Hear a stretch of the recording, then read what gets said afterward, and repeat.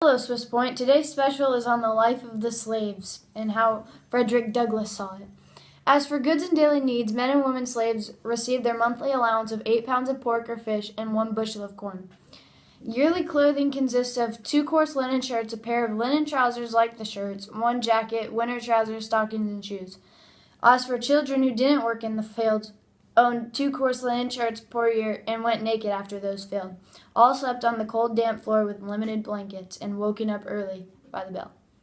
Just in, many of you may know a man by the name of Colonel Lloyd, a rich man with 1,000 slaves. While he was driving along a highway, he came across a colored man. He talked about his owner and treatment, which he was not very good. Then eventually he went on with their day. A couple weeks later, he was informed that the poor man was taken in handcuffs without a warning to be sold to a Georgia trader for the fault with his master. For a slave, even the truth couldn't end well for him.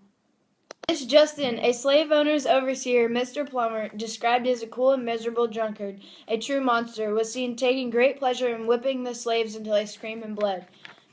Frederick Douglass came out to talk about what he saw. I remember being just a young child.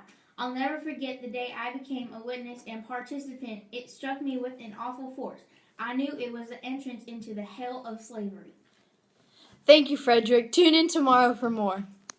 This past weekend, Frederick Douglass' master attended Methodist camp meeting. Hopeful for him to come to his senses, Douglass hoped he would be less cruel. The exact opposite happened. Douglass witnessed him whip a woman while reading Bible scriptures. Not to mention, after a young girl fell in the fire and lost full use of her hands, he sent her away to starve and die because she was unuseful from that point on. Frederick lost all hope from that master at that point.